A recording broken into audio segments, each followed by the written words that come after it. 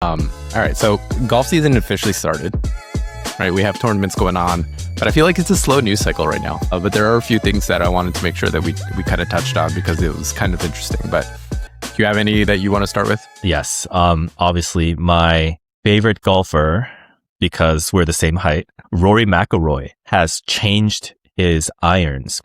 Previously, he played the Roars Proto from TaylorMade, which looked like the P7 MBs, but they were made very specifically to his weighting and specs. He has switched over to the P7 CBs, the cavity backs. And I found that to be very, very interesting because our very first episode was muscle back versus cavity back. And Rory changing this, I think, was such a big deal because I felt like he was one of the last traditionalists on the tour, from his opinions even to his equipment, minus his driver. And so, yeah, that kind of took me, I was very surprised to hear he did that. But I wanted to talk a little bit about the reasons that he has publicly stated that he made these changes and just kind of get your thoughts on it. The main thing that he shared was that this is not about forgiveness, and this was actually about consistency, because we talked about golf being a game of misses. And even on irons, Rory, Tiger, Scotty Scheffler, none of the top guys are hitting like a robot the exact same spot every single time. And what he was finding was that with muscle backs, even when he was off just ever so slightly, and we talked about this in our first episode, muscle backs will punish you in a way where it will lose a little bit of distance and lose a little bit of spin. And Rory found that short side miss to be a big issue. And, we saw some of that even at the Masters, right? Some of the shots he missed short. So yeah, he said that's the biggest thing. Again, not about forgiveness, but about consistency, where even if you miss ever so slightly, he get consistent launch, consistent spin, and consistent distance. So yeah, that's the main reason that he's switching over to a cavity back. Yeah, I found that interesting too, because I think he was saying that it's, on a miss hit, he was expecting like maybe 5 to 7 yards of distance loss, but he was getting like 10 to 15. Right. So that's like, 2-3 times what he's expecting. I think that's a full club and a half at that point. So that to me is kind of big. I'm surprised though that it was that big for him, right? Just because he's such a good ball striker, right? And, we've said this before. He's not known necessarily as the best iron ball striker. There are other guys that kind of have that, more of that reputation. But even for him to say he's losing a club like on a miss hit, like, to me that's wild. Like then it's like there's no point in my mind of any amateur anywhere ever playing muscle backs other than for the look of feel, right? If Rory is losing a full club every single time, like none of us mere mortals have a chance. It's kind of like, the conclusion that I drew from it. But that's crazy. And Rory is not missing on the heel or on the toe. He is literally missing by like 0.5 millimeter to one side or the other. And so that was surprising. Though the one thing though that I've heard a lot from fitters that have commented on this is that he swings at such a high ball speed that it is possible, especially coming from a spin number perspective, that even mishitting it by like 1 millimeter at his speed can create a bigger gap in terms of distance and spin. So that's the main, I think, feedback that I've heard about the volatility when you are swinging at his speeds. That's fair. I didn't think about it that way, but that makes a lot more sense. We're not getting, or most of us aren't getting anywhere close to where he is. Yeah. So for amateurs, keep playing muscle backs. I say that like I literally just pulled out my muscle backs out of the closet like 2 days ago because I was like, we're gonna play these again. We're gonna start practicing with these muscle backs again. Probably will regret that. But this is such a boost for the P7 CBs because even last year, obviously these aren't brand new models. The P7 CBs have been around for a while, and even last year, a lot of people were saying that they love the P7 CBs. And so I think this is going to be a real big boost for people trying to check them out. I tried it and I still, like, if I had to pick a club today, I think I would still lean the T100s or even the newest JPX pro line from a feel perspective. TaylorMade irons always felt a little clicky to me, and not as soft. But the people that play the P7CBs loved it last year, and that's one of the main reasons why I wanted to go into the bay and hit it. But yeah. It's I think it's a pretty big news that Rory is switching over to CBs.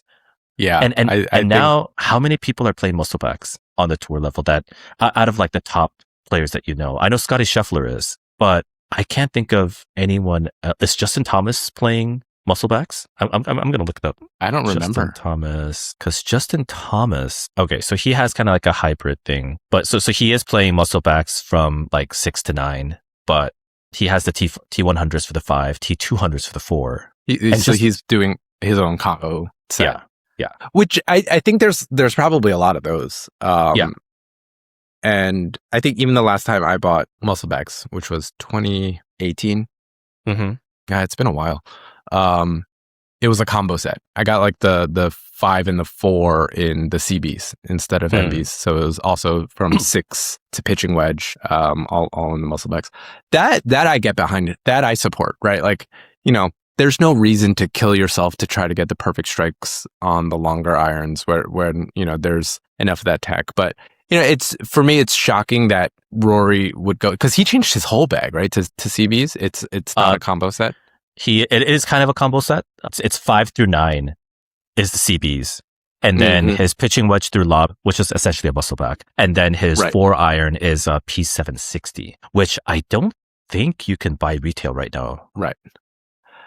But I'm surprised that he went even through the 9, right? Because I feel like for like definitely 8-9 pitch, maybe even 7-8-9 pitch, I felt like the pros were good enough where, you know, and there's enough loft on the club where, you know, the musclebacks wouldn't really hurt them that much, right? Yeah. Versus, you know, because the counter argument I've always heard is the CBs, no matter how much of a player's CB it is, introduces a little bit of springiness.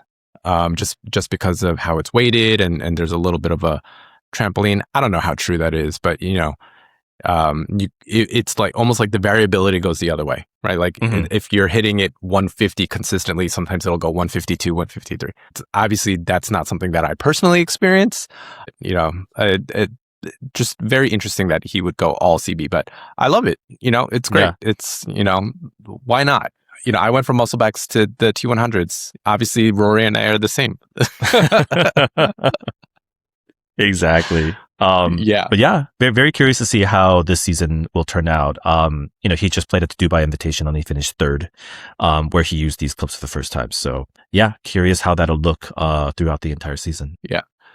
Speaking of equipment, so Jordan Spieth playing in the Sony Open, there was this really weird soundbite that he gave. No, he obviously wasn't playing well, and they're like, oh, you know, what were you doing with the clubs? And it was something like he had 4 months to prepare for this tournament. It's like the day before he went down to the tournament, pulled out like 5 different 3 irons that he has, tried them out. He was like, I was hitting all of them well. And then so the day before the tournament, decided to put in a 3 iron into his bag, played terribly with it. And then so at the end of the tournament, he was like, I'm going to go back to the hybrid. Like, oh man, it's weird that he went on this journey. And then also the day before a tournament that you had 4 months to prepare for, it's when you're going to experiment to the point where you bring 5 different 3 irons. Like, that's wild to me. But also kind of says a lot about like the pros and their equipment and how much access they have to just equipment in general, that he has 3 different 3 irons that he could pull. But also just not knowing like what he can do and what the clubs are going to do for him. It just felt like a really like bizarre thing. But did you hear this soundbite from him? I didn't, but I'm not surprised it's coming from Jordan Spieth. And you know, Jordan was at the top of his game, top of the golf world, and he is on this journey of trying to find his game again for the past I feel like it's been like 6 years now. Yeah, and so it's been a while. I feel like he is still on this journey of trying to find something that'll work. And I don't know. I feel really bad because we thought he was the next coming of Tiger at one point. Yeah. And he has really kind of fallen from grace. And I feel like if I was in Jordan's shoes, if something is clicking, I would just cling on to that. And so I could kind of see him seeing the 3 irons working and then deciding to bring it out and it not working out. Yeah. Yeah. He also, I mean, he's, I guess, known to be a little bit more temperamental, right? And, you know, he has a lot of sound bites, and his caddy is famous for saying, like half of his job is like calming Jordan down. And his caddy famously used to be a school teacher, right? And he said something like, he's no different than the kids I used to teach, or he's just, you know, like managing the temper. But yeah, I agree that like this is a little bit of like looking for and trying to get lightning in a bottle again, right? Like just trying to find something to reignite the spark. I just found it really weird that it was a 3-iron that he tried this with, right? Versus something a lot more drastic from like your total club setup or just like from on the scoring side, right? Like change your putter, sure, right? Or you know, your wedge setup, sure. But like what's a 3-iron going to do for you, and how often are you hitting it? That's the thing that you're experimenting with. Yeah. Do you know how often he hit it at the tournament? I actually don't. I should look it up. But okay, you know, actually, let me see if I can find it. But you know, I really wish, because I think the golf world is a lot better when the big names, the names that everyone, you know, the casual golfer knows is performing well. So I really wish for Jordan to find his game soon. Because, you know, again, at one point, his short game and his putting is something that we talked about potentially stealing if we had to steal someone's skill at a very specific aspect, right? But even those, you know, the putting as well as the short game hasn't quite been there in the past few years. It's still, you know, above, you know, the top 50, but it's not where he was, which is like top 5. Right. It does not say how many times he hit it, but he self-claims that it cost him 2.5 shots. Which is interesting. How something costs you a half a shot, I still am not quite sure, but we'll go with it. Moving on from that one, we talked about this quite a bit. Brooks Koepka had just announced that he's leaving LIV, had not confirmed that he was going back to the tour. But all of the speculation was that he was going to, and lo and behold, he's back. And with a lot of financial penalty. Right? Oh, yeah. That it's going to make it work. And honestly, I feel like somebody listened to our podcast and then decided to take all of the ideas, and that's what they imposed on Brooks. Because it was exactly what you said, right? Not allowed to participate in the PIP. You know, he has to make a donation just to make it hurt. And he even admitted like it will hurt him financially, like upwards. They're estimating somewhere between $50 to $90 million worth of penalty over the next 5 years or so. And then they also took my thing, right? Where they said, okay, cool. Brooks is coming back and we're giving everybody amnesty if you want to major between this year's, which kind of goes to like the popularity thing, right? It has to be some of the bigger names popularity. But they made it, what was it? Specifically, if you want to major between 2022, I think it was, and 2025. Yeah. I feel like it was intentionally to keep Phil Mickelson out. Oh, absolutely. Because Phil won in 2021. Exactly. Yeah. So, you know, kind of like a giant F you to Phil, which I love it. And then nobody took it. No. But because it lined up a lot to like what we were talking about. Do you think the penalty was right? Do you think it was enough of a penalty for him to warrant coming back and playing immediately? I think it depends on the viewpoint. If I am a fan of the PGA Tour, I could argue that it basically became a wash because the contract that Brooks Koepka signed, obviously it's not public, but the speculation was that he signed something a little bit north of $100 million in 2022 for it to run the same duration as Bryson's contract, which ends at the end of 2026. So he basically got out of the contract 1 year short. So I think the value is estimated to be around $75 to $90 million that he earned while he was at LIV. And the penalty is around that amount. Right. But let's talk about what he had to give up a little bit more in specifics. So number one, he had to give a $5 million charity donation. He forfeits all the tour bonuses and the equity. So the PGA Tour got rid of the PIP and they changed it with the PEP, the PEP. That's right. It's the equity program now because they realized, well, with the PIP, someone can take all that money and then leave. Whereas the equity, you have to vest it like you're with a company. And it'll, you know, exceed, I think, what the PIP was worth in the long run, but, it's not money upfront. So for 5 years, Brooks does not take part in either of those. He also will not be able to perform at the signature events as a sponsor exemption. He has to earn his way in. Right. And him earning his way in, I would argue, is a pretty daunting task, because I think you have to be top 10 in the FedEx Cup points in order to make the first couple signature events.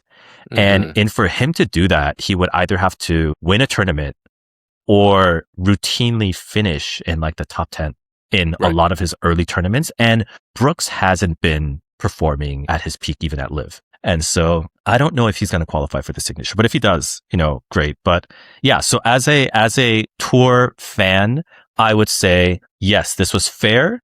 The tour probably could have even pushed it a little further. I'm surprised because if I was in Brooks's camp, if I was like his agent, I would say, bro, you actually have some leverage here. Like why? Because the report so far is that he did not push back on any of this. This was what the tour proposed. He had no counter proposal. He just agreed. And so from a Brooks fan standpoint, I would be like, why did you just agree? You had some leverage here. The tour does want you back. So it leads me to think two things. Number one, man, he must have hated his time at LIV. And Brooks Koepka is the one player who did not really embrace the team concept or even the branding. If you wouldn't know this because you don't watch LIV, but every team member wears their brand. Bryson has that skull and crossbone on his hat, his shirt everywhere. Dustin Johnson, part of the 4 Aces, has that 4A everywhere.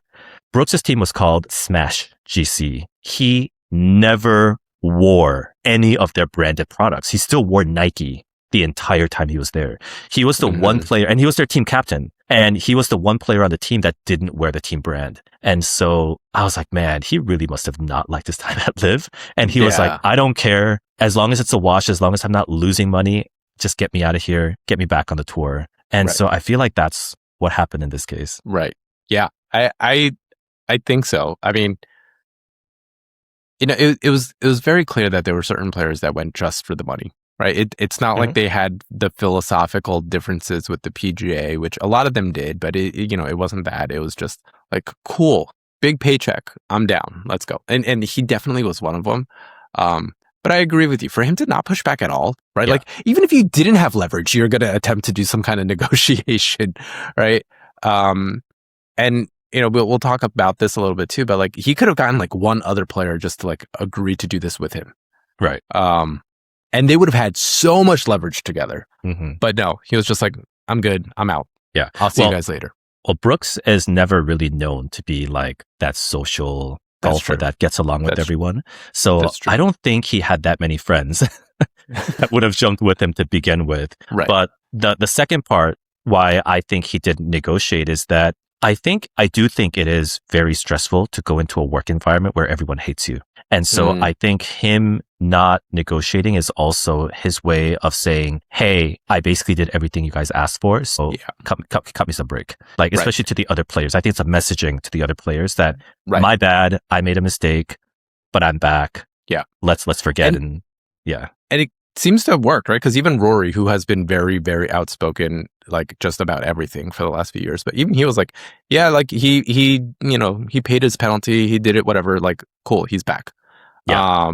And has been very like not nonchalant about Brooks coming back and not making a big deal of it, which I would agree with you, right? I think Rory, who is so outspoken in general and not afraid to share his opinions, makes it feel like, okay, for the most part, this is going to be accepted by players. But, at the end of the day, better competition in the PGA Tour makes me happier, because that's the thing that for me, like I've been missing, like the good names all in one. And honestly, I didn't expect anyone else to take the deal, because for number one, they have to get out of the LIV contract, which I think LIV even gave to Brooks because Brooks was just so pissed off that they were just like, let's just let him go. But I don't think LIV would have given like waived the contract for someone like Bryson or for John Rahm. John Rahm hasn't been there, and Bryson right now is arguably their biggest star.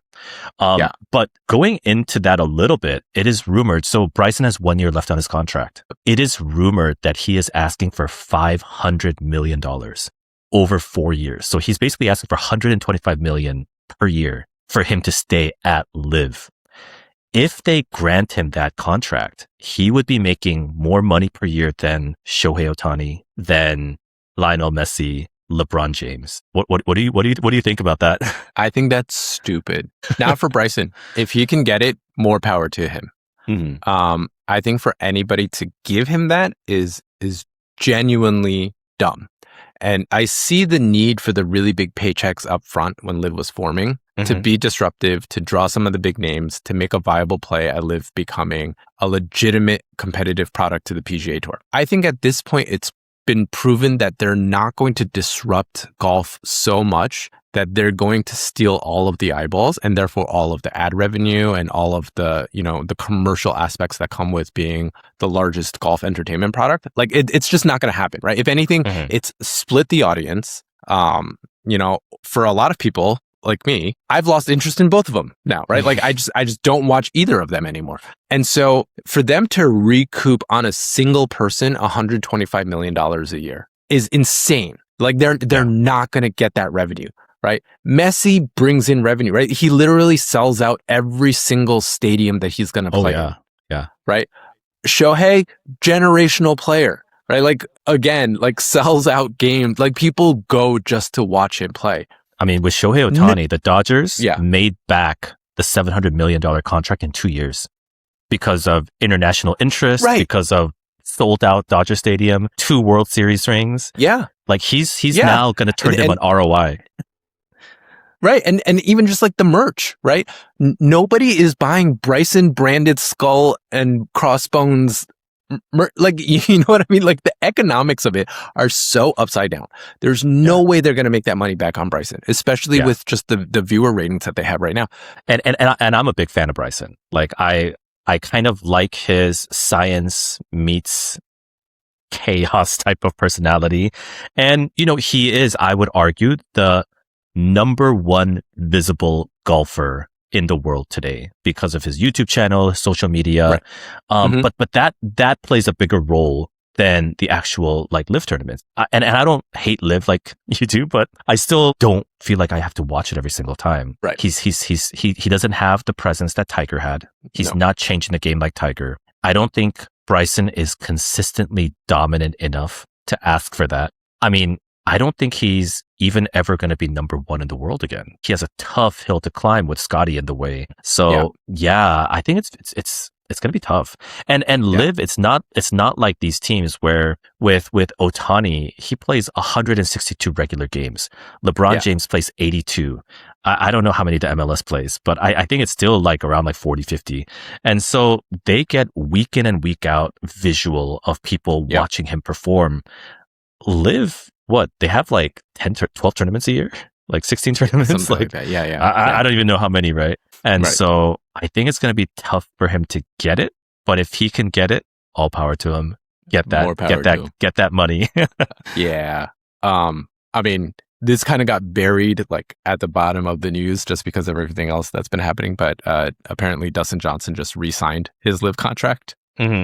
So I guess there's some guys that just, they're perfectly content to just live out the rest of their career, just making a lot of money, not being competitive or relevant to the sport of golf anymore. It seems like Bryson is not doing that. He's still very relevant, but just trying to make an asinine amount of money, which again, more power to him. But yeah, I don't see anybody going for this, but if they do, I would love to meet them because I have a few products to sell them of my own. But Dustin Johnson, he wouldn't have been even included in the amnesty program if he wanted to go back. He hasn't won in like forever. And he had a down year at LIV. If he performs the way he performed at LIV on the tour, I think he's going to miss a lot of cuts. And so I think this was absolutely the correct move for DJ to resign. I'm sure he's still got a good amount of cash. And he just gets to chill and his demeanor also, he's just, decaf, very chill. Yeah. Low key. I think it fits him how he's going to close out the career. Well, whether it's your first time here or you're a regular listener, thanks for joining us and welcome to the Off Track podcast, where we talk all things golf from an amateur point of view. I'm Charles. That's Roy. We're 2 golf-obsessed tech guys, and we're currently working on our own golf startup. Make sure to click subscribe or follow on YouTube, Spotify, and Apple Podcasts so you don't miss an episode. It will also help us out a lot if you share us with your friends. And follow us on our socials at TRAQ Golf on Instagram and TikTok.